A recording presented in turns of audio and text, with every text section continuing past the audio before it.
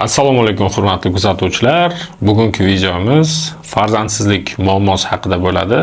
Afsuski, ko'rigimizga kelgan 15 yildan beri homiladorlik kuzatilmagan bemorda, ya'ni ko'rigimizga umid bilan kelgan bemorda, afsuski undan tabiiy ravishda homiladorlik kuzatilmasligini, buni imkonsiz ekanligini aytishga majbur bo'ldik va bu holat aynan uning laborator tekshirgan paytimizda 100% tasdiqlandi.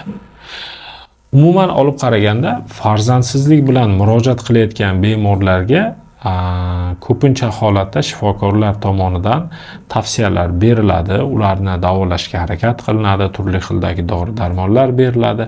Ammo ayrim holatlarda farzand ko'rish masalasida bemorlarda muammo bo'ladigan bo'lsa va bu muammoni hal qilib bo'lmaydigan bo'lsa, bemorga buni to'g'ri tushuntirgan holatda rostini aytib qo'ygan ma'qul hisoblanadi. To'g'ri, bemorga bu og'ir botishi mumkin, lekin bu bemorni ortiqcha sarf xarajatlardan qutultirilgan holatda aniq bir maqsadga harakatlanishga yordam beradi. Ko'rigimizga 15 yildan beri homiladorlik kuzatilmagan erkak keldi. Bu erkak shu paytgacha umumiy hisobda aytganda, endi real olib aytganda 200 millionga yaqin yoki undan ham ko'proq xarajat qilib qo'ygan, tam dori, darmon, lecheniya, shifokorlar ko'rigi, boshqa narsasi ibza. Shu holat bilan o'z boshqa muammo bilan murojaat etdilar. O'sha siydik yo'llarida ayrim problemalar bilan shu paytlarda mana shu spermatozoidlarimni ko'rib bering, agar farzand masalasida bo'lsa ham birdaniga sizni davolanmoqchiman dedilar. Shunda xo'p, mayli deb spermogramma analizi kerakli tahlillarni olgan paytimizda spermogramma analizida juda ham bir qiziq holatga duch keldik. E'tibor qiling, mana bu spermogramma analizini dastlab ko'rasiz, men unga keyin izoh beraman.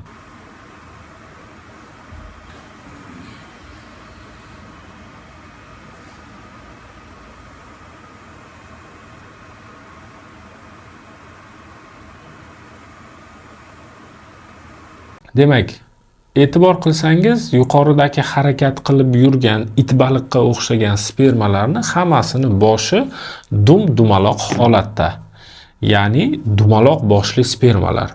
Dum-dumaloq, xuddi tam quyoshga o'xshaydi, tekis hamma joyi.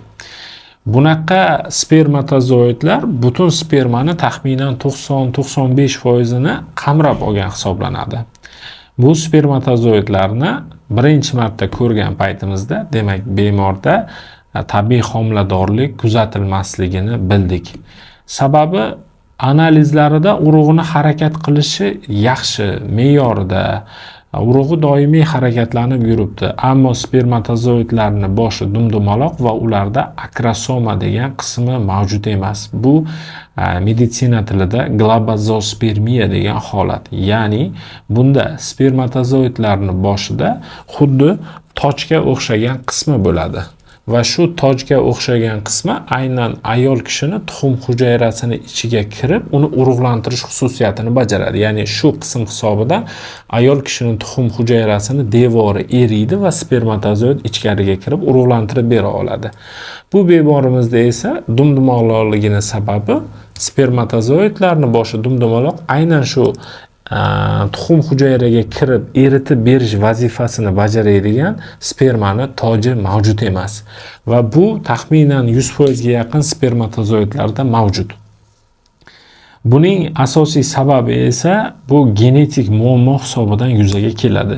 Ya'ni bemorda genetik muammo mavjud va bemor bilan gaplashib ko'rganimizda bemorni qarindoshlari orasida ham 2-3 kishida xuddi shunaqa farzandsizlik holati mavjud bo'lgan ekan va ularni ham yaxshilab surishtirganlarida, o'sha gaplashganlarida ularda ham xuddi shunaqa spermatozoidlarning boshida aynan toji mavjud emas va ular kirib aynan ayol kishini tuxum hujayrasini urug'lantira olmaydi. Tashqaridan qaraganda spermalar aktiv, zo'r harakatlanib yuribdi, yuqorida ham ko'rishingiz mumkin, lekin afsuski ulardan hech qanaqa foyda yo'q.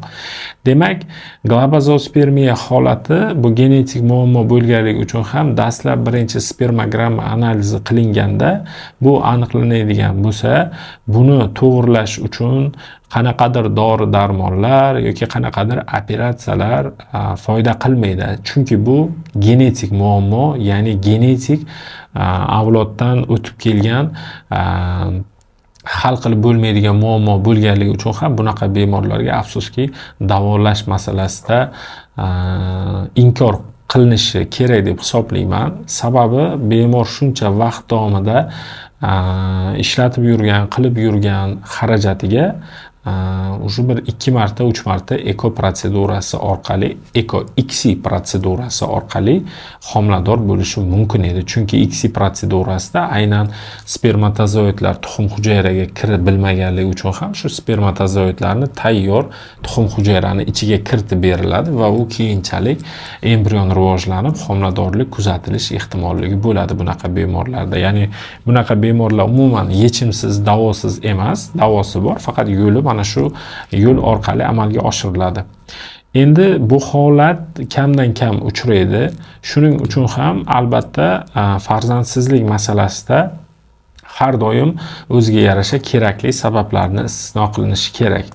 Dastlab o'zi umuman olib qaraganda bemorlar murojaat etgan paytda farzand masalasida har bitta shifokorga ma'lum bir umid bilan murojaat qiladi, lekin afsuski shifokorlarni aynan imkoniyati yetmaydigan meditsinadagi holatlar ham juda ham ko'p. Masalan, kimlardadir qanaqadir genetik muammolar bo'ladi, kimlardadir tuxumlari juda ham kichkina bo'ladi. Hatto biopsiya qilingan paytda ham spermatozoidlar topilmaydi. Yoki ayrim holatlarda azospermiya kasalligi bilan ularga to'g'ridan to'g'ri davolashning imkoniyati bo'lmasa, gipergonadotrop holatlar deyiladi va shu holatda ham bemorlar ortiqcha keraksiz dori-darmonlarni uzoq vaqt davomida olib yurish hisobidan vaqt yo'qotishadi va albatta bu muammolarga sabab bo'ladi. Sizda yuqorida aytib o'tgan muammolarimiz bo'lsa, pastdagi raqamlar orqali biz bilan bog'lanishingiz mumkin. Vaqtingizni, pulingizni tejaymiz. Sababi hal bo'ladigan, harakat qiladigan muammo bo'lsa, albatta bunga harakat qilamiz. Agarda yuqoridagiga o'xshagan hal qilib bo'lmaydigan muammo bo'lsa, afsuski og'ir bo'lsa ham sizni vaqtingizni tejab, sizga aniq yo'l ko'rsatib beramiz. Demak, 1 yildan ortiq turmush o'rtog'ingiz bilan yashayapsiz, ammo sizlarda homiladorlik kuzatilmagan. Bu holat bilan to'g'ridan to'g'ri murojaat etganingizda albatta qo'lingizda oldingi tahlillar, analizlarni o'zingiz bilan birga olib oling. Sababi ayrim joylarga o'xshab, yo'q, oldingi tahlillarni umuman ko'rmaymiz deb ularni istisno etmaymiz. Ularni ham ko'ramiz va yana yangilash kerak bo'lsa, qaysidirlarini ularni yangilab ko'rib, sizga aniq xulosa berib, aniq yo'l ko'rsatib, bu holatingizdan chiqarib ketishga maksimal harakat qilamiz.